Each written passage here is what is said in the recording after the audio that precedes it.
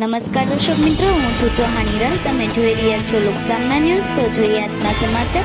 ભાવનગરથી અમારા રિપોર્ટર ગૌતમ બારિયા સાથે. ગૃહ મંત્રાલય યુદ્ધ જેવી પરિસ્થિતિઓનો સામનો કરવા માટે આવતીકાલ માટે આપવામાં આવેલી મોક ડ્રીલની સૂચનાને પગલે જિલ્લા કલેક્ટરે આપી માહિતી. કટોકટીની સ્થિતિમાં નાગરિકોની સલામતી માટે આવતીકાલ યોજાશે મોક ડ્રીલ. ભાવનગર શહેર અને જિલ્લામાં આવતીકાલ સાંજે 7:45 થી 8:15 એટલે કે 30 મિનિટ સુધી શહેર અને જિલ્લામાં રહેશે સંપૂર્ણ બ્લેકઆઉટ. 7:45 અને શહેરના તમામ વિસ્તારોમાં તેમજ ગ્રામ્ય વિસ્તારોમાં વાગશે 2 મિનિટનું સાયરન. પોલીસ અને ફાયર સહિતની ગાડીઓમાં સાંજે 7:45 વાગશે સાયરન. આ ઉપરાંત બીએમસીના ટેમ્પલ બેલમાં પણ સવારે આપવામાં આવશે. શહેરીજનોની સૂચના. આવતીકાલ સાંજે 4 કલાકે ભાવનગર જિલ્લામાં યોજાશે મોક ડ્રીલ.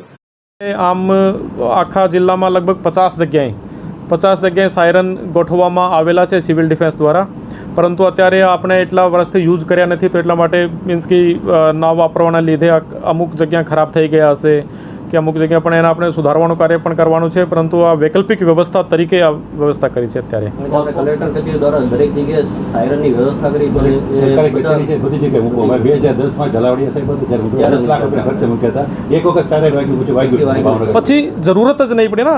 ફક્ત ભાવનગરની વાત નથી, આખા ગુજરાત કે આખા દેશ, હા આખા ગુજરાત માટેની કોઈ વ્યવસ્થા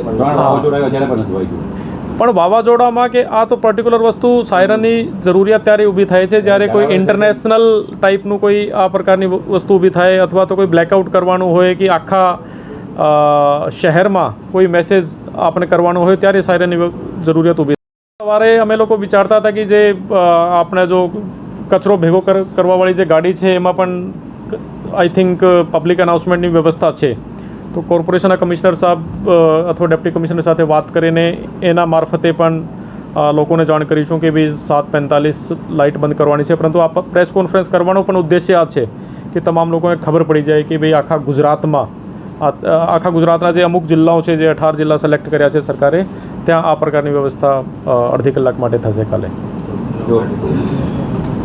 તો ફરી મળીશું એક નવા સમાચાર સાથે. ત્યાં સુધી જોતા રહો લોકસામના ન્યૂઝ.